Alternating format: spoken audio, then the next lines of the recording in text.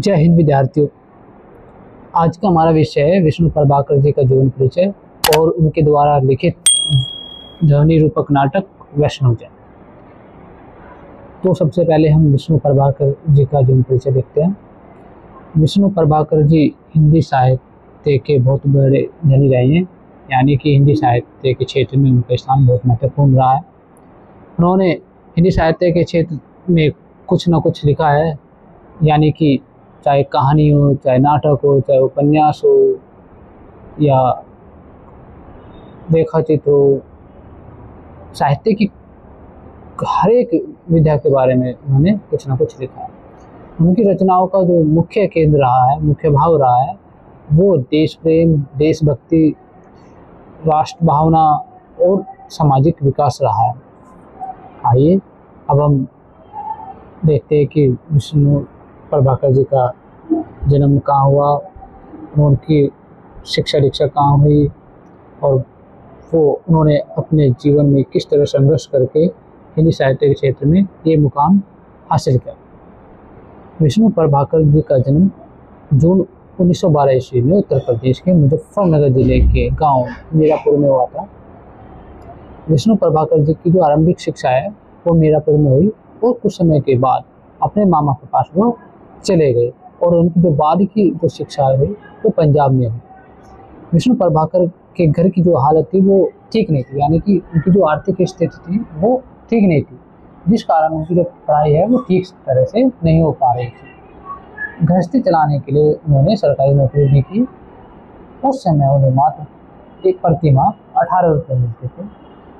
विष्णु प्रभाकर पढ़ाई में होशियार होने के कारण अपनी पढ़ाई जारी रखी और प्रभाकर में हिंदी भूषण की उपाधि के साथ में संस्कृत में प्रज्ञा और अंग्रेजी में BA की डिग्री उन्होंने प्राप्त की। साथ साथ उन्होंने अपने घर की स्थिति को भी संभाला और अपनी पढ़ाई को भी जारी किया। उन्होंने परिस्थिति के आगे घुटने नहीं टेके। इसके चलते उनका जो रुझान था वो कांग्रेस की तरफ हुआ, मतलब कि जो गांधी जी थे वो महात्मा गांधी के विचार से अधिक प्रभावित थे और वो उस गांधी जी के विचारों की तरफ प्रभावित होते हुए वो कांग्रेस की तरफ अग्रसर हुए, यानी कि स्वतंत्रता संग्राम को भी उन्होंने अपनी लेखनी का विषय बनाया या उद्देश्य बनाया। जो आज़ादी के लिए वो संघर्ष कर रहे थे, उन्होंने अपने उस संघर्ष को अपनी रचनाओं में प्रस्तुत किया है, यानी कि दर्शाया है। उनका जो देहांत था वो सन 2009 में 23 मार्च को महाराजा अग्रसेन अस्पताल में हुआ। आइए अब इनके लेखनी के बारे में जानते हैं कि उनकी रचनाएं थे वो किस प्रकार उन्होंने उसमें अपना महत्वपूर्ण योगदान दिया। विष्णु प्रभाकर की लेखन में रुचि मतलब कि जो विष्णु प्रभाकर जी हैं उनकी जो लिखने की जो रुचि थी वो बचपन से ही थी। 1926 में बाल सखा में विष्णु जी का पत्र प्रकाशित हुआ।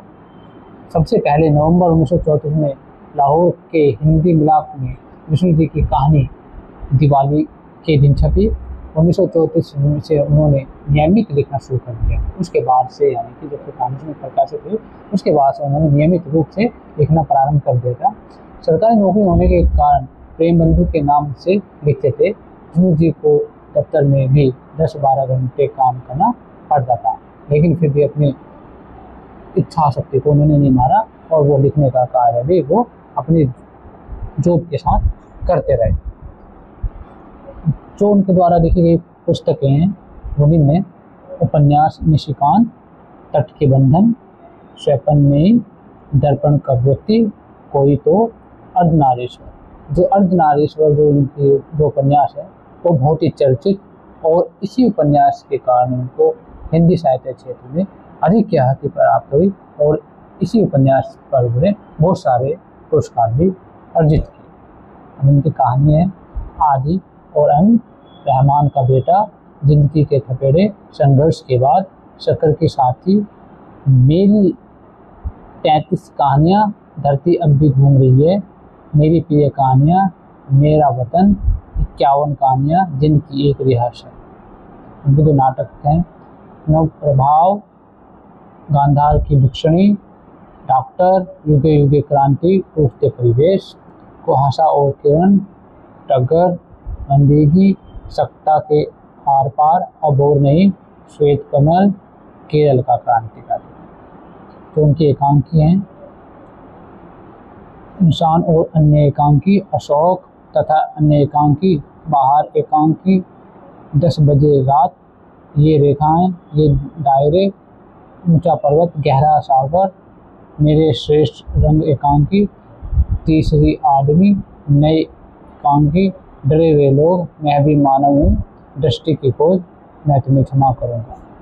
तो अनुदित जो उनकी रचनाएं हैं, एम लिंकन, विद्रोह, जीवनी संस्मरण इनके, आवारा मसीहा, अमर शहीद भगत सिंह, सरदार वल्लभ भाई पटेल, जाय के नियत्र, कुछ शब्द कुछ रेखाएं, यादों की तीर्थ यात्रा, सुष्मिता, मेरे अंग्रेज, मेरी मीत, मेरे हमसफर, राह चलते चलते, भारतीय साहित्य के निर्माता कालेकर, यात्रा वृत्तांत, जमुना गंगा के नहर में ज्योतिपुंज हिमालय, अभियान और यात्राएं, हंसते निर्जर दहकती भट्टी, हिमशिखरों की छाया में, विचार निबंध है, जन समाज और संस्कृति, एक संगत दृष्टि, क्या खोया क्या पाया, जन समाज और संस्कृति, बाल साहित्य, मोटे लाला, कुंती के बेटे, रामू की होली, दादा की कचहरी, अभिनव एक अंकी, हरगत नूतन बाल एकांकी, ऐसे ऐसे, बाल वर्ष जिंदाबाद, जाई की गाय, शरद चंद्र जीवनी, बंकिम चंद्र जीवन प्राग, पहला सुख निरोगी काया, बापू की बातें, मैं अनुभूत है। जो उनकी रचनाओं पर जो साहित्य सम्मान इनको मिले हैं वो इस प्रकार है। पास्लो नेशदा सम्मान जो उनको आवारा मसीहा के लिए मिला, सोवियत लैंड नेहरू पुरस्कार 1976 आवारा मसीहा के लिए, विशिष्ट साहित्यकार सम्मान साहित्य कला परिषद दिल्ली, सूर पुरस्कार हरियाणा साहित्य अकादमी, संस्थान सम्मान उत्तर प्रदेश दिल्ली संस्था लखनऊ, हिंदी अकादमी दिल्ली द्वारा 1987-88 का श्लाघा सम्मान, अखिल भारतीय हिंदी संघ नई दिल्ली द्वारा 1990 में सम्मान, भारतीय भाषा परिषद कलकत्ता द्वारा 1992 का साहित्य कृति पुरस्कार, अर्धनारीश्वर के लिए 1993 का साहित्य अकादमी सम्मान। इनके अतिरिक्त अनेक नगरों महानगरों में सार्वजनिक सम्मान भी इनको प्राप्त हुए हैं। जो विष्णु प्रभाकर जी हैं, उनके व्यक्तित्व एवं उनकी कृतियों के अध्ययन के बाद उनके युग की राजनीतिक सामाजिक तथा आर्थिक परिस्थितियों का अध्ययन भी जरूरी है। जब हम उनकी कृतियों को रचनाओं को पढ़ते हैं तो हमें उनके उस समय जब देश में जो भी घटनाएं घटित हो रही थी, तो चाहे राजनीतिक और सामाजिक और आर्थिक परिस्थितियों का भी अध्ययन करना जरूरी होता है। तभी जाकर जो उनकी रचनाएं हैं वो पूर्ण रूप से समझ में आती हैं, क्योंकि ये स्थितियाँ विष्णु जी को संपूर्ण रूप से विष्णु प्रभाकर बनाने के लिए भी सहायक रही है। इनकी रचनाओं में देखकर हमें संघर्ष ही देखने को मिलता है, क्योंकि उस समय भारत जो है अंग्रेजी दास्ता से जूझ रहा था और अंग्रेजों से आज़ादी पाने के लिए हर समय प्रयत्न और संघर्ष करता रहता था। विष्णु प्रभाकर पर विभिन्न आंदोलनों का प्रभाव पड़ा। जैसे आरंभिक समय में विष्णु प्रभाकर पर आर्य समाज के सुधारवाद का प्रभाव पड़ा। विष्णु जी के समय में ही गांधी तथा खादी का प्रचार जोरों पर था और विष्णु प्रभाकर जी थे जो गांधी जी के आदर्शों का पालन करते थे। हर तरफ गांधी का प्रभाव था। विष्णु प्रभाकर जी ने लिखा है, जब मैंने कलम पकड़ी गांधी जी राष्ट्रीय आंदोलन पर छाए हुए थे। देशभक्ति, त्याग, बलिदान, समर्पण, अन्याय का प्रतिशोध और कमजोर वर्ग के प्रति क्रियात्मक सहानुभूति जैसे नैतिक मूल्यों पर जोर था कि जो उस समय अपने देश के लिए हम क्या कर सकते हैं, जो चाहे त्याग हो, बलिदान हो, समर्पण हो, और जो गलत हो रहा है उसका विरोध करना, और कमजोर वर्ग जो है उसके प्रति सहानुभूति और सहयोग की भावना, और नैतिक मूल्य जो दिन प्रतिदिन कम होते जा रहे हैं तो उनको बढ़ावा देना, उस समय उनकी रचनाओं के मुख्य केंद्र भी रहे हैं। मैं भी इन मूल्यों में डूब गया, यही मेरे साहित्य की शक्ति है और यही मेरी दुर्बलता कि मैंने इसे हटकर कभी नहीं देखा और इन सभी मूल्यों को अपने रचनाओं में शामिल किया। विष्णु प्रभाकर के नाटकों में समस्या मूलक नाटकों की संख्या ज़्यादा है। जो भी समस्या मूलक नाटक हैं, तो उन्होंने उनको अपना विषय अधिक बनाया है।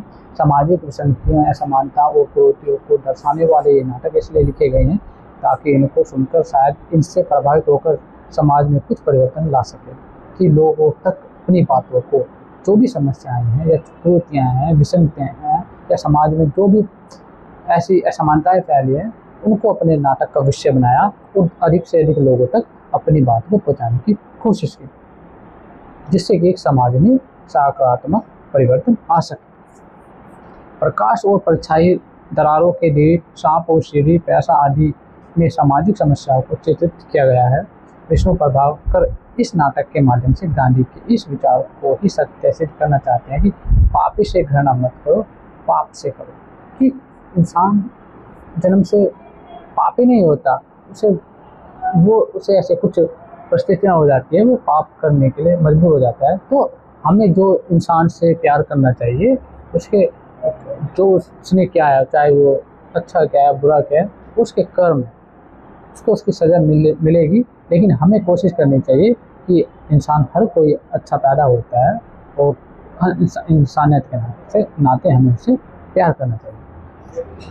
दरारों के जातिवाद पर लिखा गया नाटक है।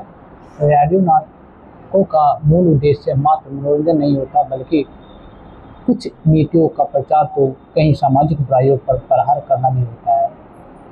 जो उनके उद्देश्य है, जो उनकी नीतियाँ रही हैं, या जो भी उनके रचनाओं के जो बिंदु रहे हैं या केंद्र बिंदु रहे हैं, तो वो समाज में फैली बुराइयों पर कठोरता से प्रहार करते हैं। वो चाहते हैं कि समाज में जो इस तरह की बुराइयाँ फैली हुई हैं, तो इनका विनाश हो, इनसे मनुष्य छुटकारा पाए और नैतिकता को बढ़ावा मिले। जो मनुष्य के अंदर नैतिकता खत्म होती जा रही है, तो उससे हम अपनी नैतिक शिक्षा को बनाए रखें और आने वाली पीढ़ी को तक उसे लेके जाएं।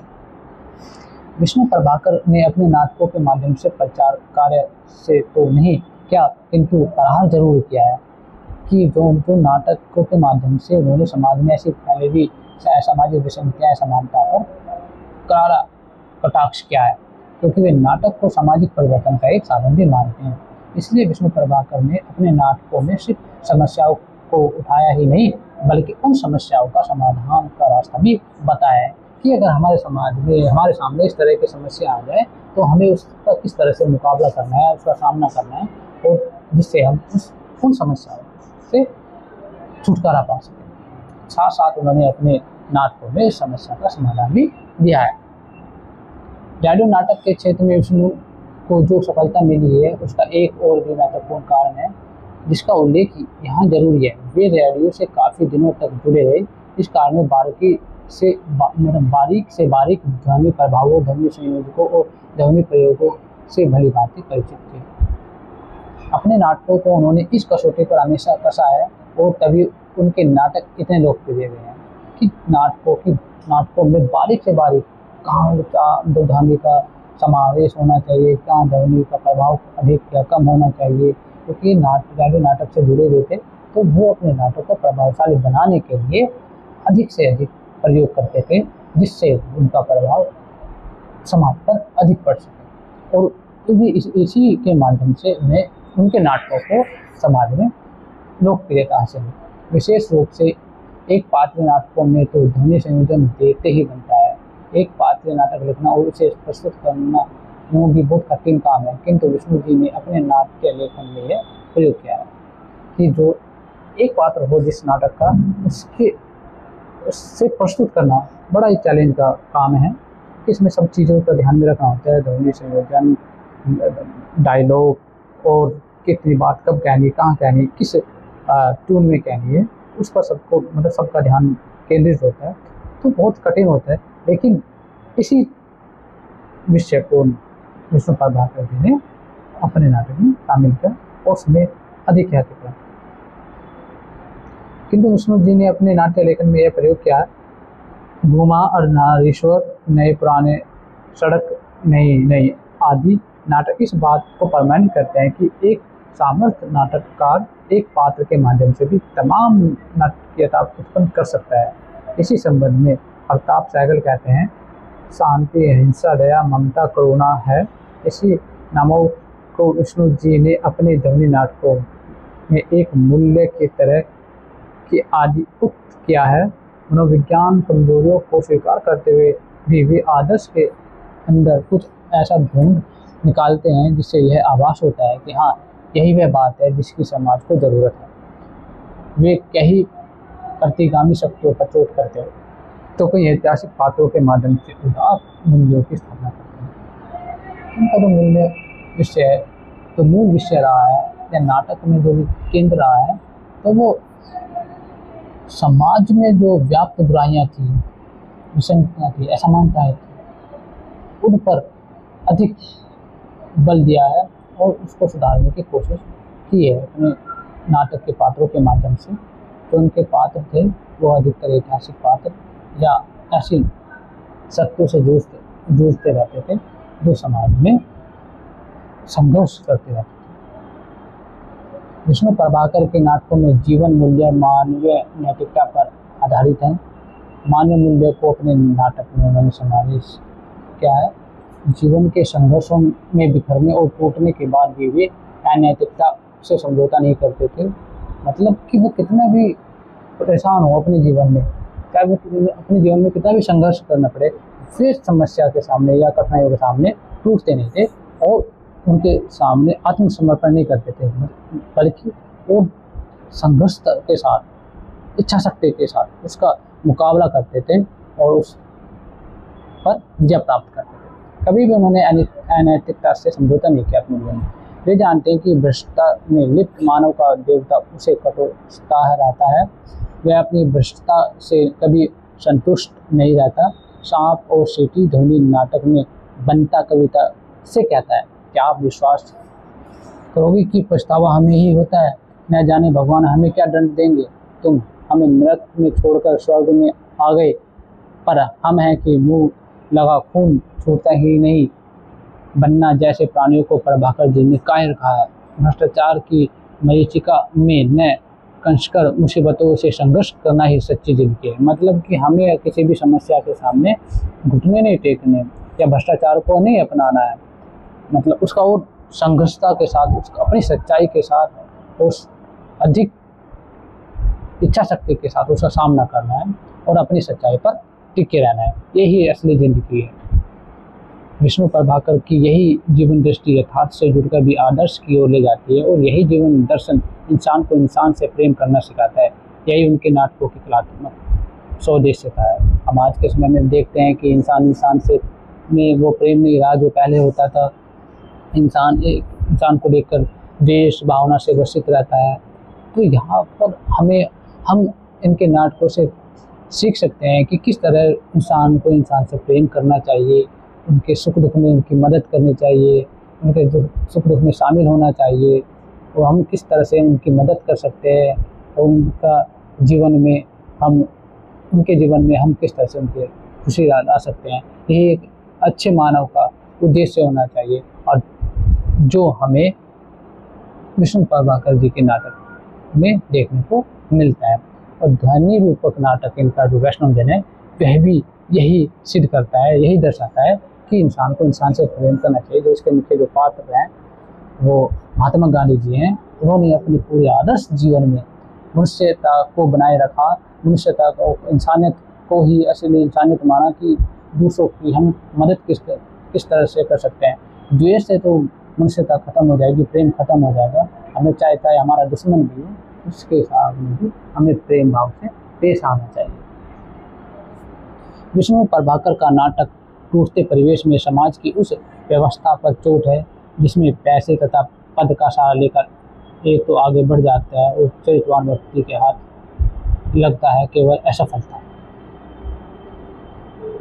एक ज्वलंत समस्या हर युवक के सामने खड़ी होती है कि वह क्या करे, क्योंकि उसके सामने तो भौतिक साधनों तथा सुख सुविधाओं को इकट्ठा करने वालों की होड़ दिखाई देती है। जैसे हम अपने आसपास देख सकते हैं कि भौतिक संसाधनों को पाने के लिए मनुष्य इस कदर पागल हुआ जा रहा है कि उसने अपने स्वास्थ्य के बारे में भी सोचना बंद कर दिया है। बस अंधी दौड़ में शामिल होता जा रहा है, बस सुख संसाधनों को प्राप्त करना है। लेकिन असली सुख मनुष्य की शांति, अहिंसा, प्रेम, सद्भावना में ही निहित है।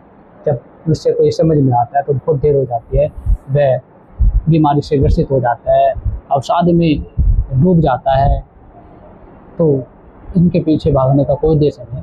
तो इनके जो विष्णु प्रभाकर जी के नाटक है तो हम यही सिखाते हैं कि आपके पास जितने भी संसाधन हैं उसी में खुश रहना चाहिए। दूसरों के साथ कभी भी तुलना नहीं करनी चाहिए। अगर आप दूसरों के साथ तुलना करोगे तो आप जितने आपके पास संसाधन है, रिसोर्सेज हैं, उसका भी आप उपभोग नहीं कर पाओगे, उनका प्रयोग नहीं कर पाओगे और आप हमेशा देश ईर्ष्या की भावना में ग्रसित रहोगे। आप अपनी सुख शांति से दूर होते चले जाओगे।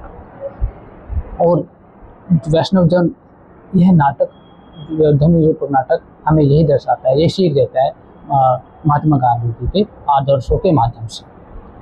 विष्णु प्रभाकर का नाटक समाजवादी बनोनाम पर आधारित भ्रष्ट राजनीति पर चोट करता है। आज की राजनीति के 5 स्तंभों को चुनकर प्रभाकर जी ने अपनी बात कहने के लिए उनका मानवीकरण किया है। तिगड़मबाजी के बल पर समाजवादी बनने के मार्ग में भ्रष्टाचार, रिश्वत, सिफारिश जैसे हथकंडों का सहारा लेने वाली राजनीति पर व्यंग करते हुए प्रभाकर जी पार्टियों पर व्यंग करते हैं। देश की उपज उत्पादित सामग्री सब काले बाजार में जाकर ऊंचे दामों में बिकती है। सब अपनी तिजोरी भरने की होड़ में लगे हैं, गरीबी दूर करने के नाम पर।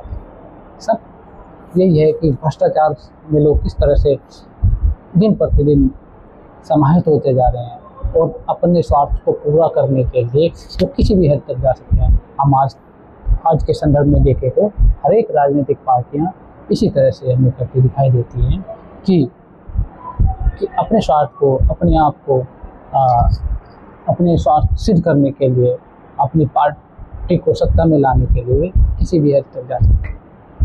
पार्टियों में नैतिकता दिन प्रतिदिन समाप्त होती जा रही है, जो एक चिंता का विषय है। और महात्मा गांधी जी के आदर्शों के माध्यम से अगर हम इस बात को लें तो महात्मा गांधी जी ने वैष्णव जन के माध्यम से यही कहा है कि हमें इन सब से दूर रहना चाहिए और मनुष्य की सेवा भी करनी चाहिए। वास्तव में वही सच्ची देशभक्ति है, वही सच्ची सेवा है एक देश के लिए। देखो, समाजवादी बनने का कैसा सीधा और सच्चा मार्ग है। धन प्राप्त करो और गरीबी हटाओ और उस पर परोपकार करने का प्रमाण पत्र प्राप्त करो। लेखक ने आज की राजनीति पर करारा व्यंग किया है और जहाँ पर विष्णु प्रभाकर जी ने राजनीति के माध्यम से राजनीति पर एक बहुत करारा व्यंग किया है कि किस तरह से पार्टियां इन भ्रष्टाचार में समाहित होती जा रही है। नेताओं, राजनेताओं को किस तरह से अपनी पार्टी में शामिल करती हैं और किस तरह से जनता के पैसे का दोहन करती है। तो इनका एक करारा व्यंग है।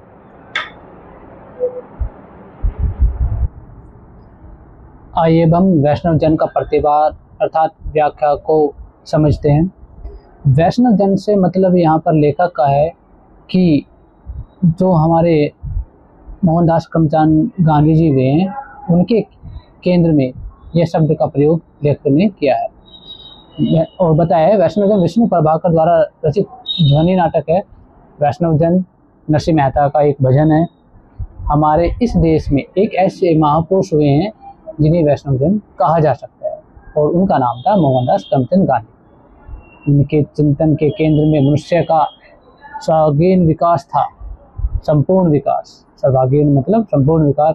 उन्होंने स्वयं कहा है, वेद पढ़ने से, वर्ण आश्रम धर्म का पालन करने से, कंठी पहनने से अथवा तिलक लगाने से वैष्णव जन नहीं होगा। कि जो आप इस तरह का आडंबर करते हैं या इन चीज़ों का बढ़ावा देते हैं, इनसे इंसान वैष्णव जन नहीं कहलाता। वैष्णव जन इंसान तब कहलाता है जब दूसरों की सेवा करे, दूसरों के दर्द को समझे, उनके मुसीबत पड़ने पर उनकी सहायता करे। पाखंड यह सब कर सकता है पर वह पर पीड़ा का निवारण नहीं कर सकता। मतलब कि पर पीड़ा मतलब दूसरों पर विपत्ति पड़ती है तो उस विपत्ति का समाधान निकालने के लिए उस व्यक्ति की मदद करे या उसमें सहयोग करे। और पाखंड के रहते चंचल चित्त को निश्चल नहीं रखा जा सकता। अगर किसी के मन में पाखंड है, द्वेष है, झूठ बोलने की प्रवृत्ति है या आलस्य है, तो वो उसका मन कभी भी निश्चल नहीं रह सकता, नहीं रखा जा सकता, वह वैष्णव जन नहीं कहलाएगा। गांधी जी से अधिक दूसरे के दुख दर्द को समझने वाला कौन है? गांधी जी दूसरे के दुख दर्द को बहुत अच्छी तरह से समझते थे और उसके सुख दुख के भागीदार होते हैं। उन्हें राष्ट्रपिता भी कहते हैं, इसलिए उनको राष्ट्रपिता कहा जाता है। उन्होंने देश को स्वाधीन कराया, परंतु उनका लक्ष्य देश की सिर्फ राजनीतिक स्वाधीनता नहीं, वास्तविक अर्थ में मनुष्य को दुख दर्द दूर करना था। स्वाधीनता, राजनीतिक स्वाधीनता तो मिल गई, लेकिन जो उनकी जो स्वतंत्रता से जो उनका संबंध था या जो उनका अर्थ था, वो था कि जब तक हम दूसरे के सुख दुख के साथी नहीं बनेंगे, सुख दुख के भागीदार न बनेंगे, तब तक हमारा देश पूर्ण रूप से स्वतंत्र नहीं होगा। बार बार उन्होंने मनुष्य का दुख दर्द दूर करने के लिए प्राणों की बाजी लगाई है। छोटे से छोटे व्यक्ति के लिए अपने करुणा का स्रोत बहा है और इनके बहुत सारे उदाहरण हम सुनते हैं। पहले जब वो दूसरों को सलाह देते थे, सबसे पहले उस सलाह का वो अपने ऊपर लागू करते थे, तब जाकर वो किसी दूसरे को किसी भी चीज़ से संबंधित सलाह देते थे। ऐसे किस्से हमने गांधी जी के बारे में बहुत सुने हैं। लेखक ने लिखा है, जब वह जेल में थे तो उनकी सेवा के लिए एक बद्दू कैदी उनके पास रहता था। वह उनकी भाषा तक न समझता था।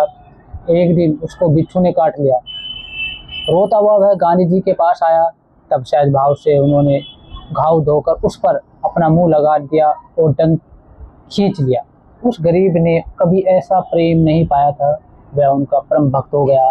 गांधी जी हर बार मनुष्य की समस्याओं को दूर करने के लिए हर संभव प्रयास किया करते थे। मनुष्य की सेवा स्वराज्य से बढ़कर है। गांधी जी के लिए हर काम से बढ़कर मानव सेवा है, और यही मानव सेवा गांधी जी को वैष्णव जन कहलाती है।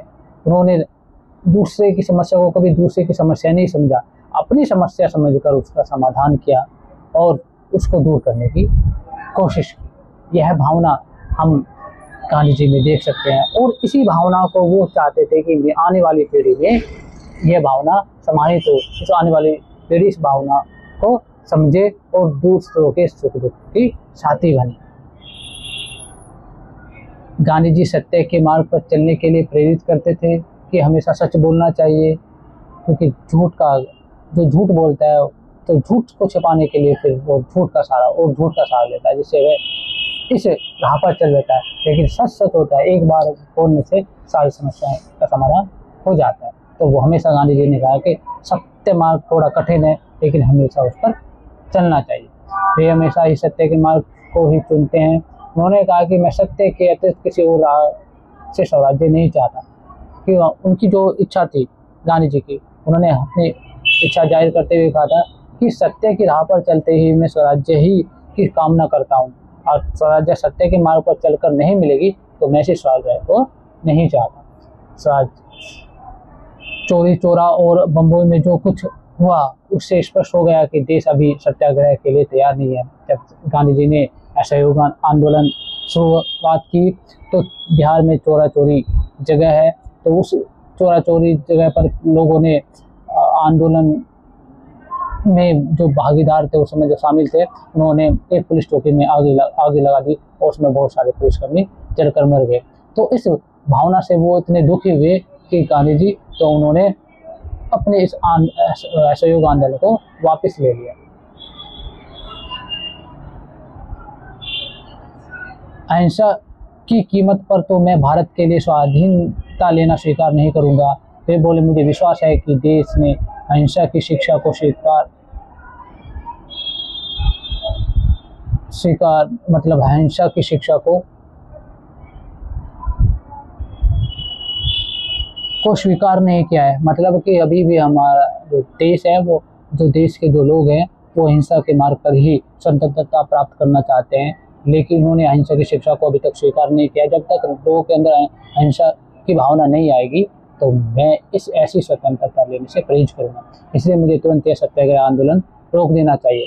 गांधी जी के लिए सत्य सर्वोपरि है और हमेशा उसी मार्ग पर वो चलते आए हैं। सत्य संपूर्ण वस्तु है, सत्य ही सत्य का शेष है, और इसी सत्य को उन्होंने अपने जीवन में समा लिया है और दूसरों से भी ये उम्मीद करते थे कि हर प्रत्येक मनुष्य को सत्य के मार्ग पर चल कर ही अपने जीवन का निर्माण करना चाहिए, अपने जीवन का भरण पोषण करना चाहिए, अपने जीवन में आगे बढ़ना चाहिए। जब वे दक्षिण अफ्रीका में वकालत कर रहे थे तब एक खूनी व्यक्ति उनकी शरण में आया। उन्होंने उसके मामलों का अध्ययन किया। उन्हें विश्वास हो गया कि इसने सचमुच खून किया है। वे बोले, मैं तुम्हारा बचाव नहीं कर सकता, तुमने सचमुच खून किया है। गांधी जी सत्य के उपासक थे। इस प्रकार नाटक में गांधी जी के सिद्धांतों को व्यक्त किया गया है। उनके आदर्श, नैतिकता और ईमानदारी आदि का यथार्थ रूप से चित्रण किया गया है।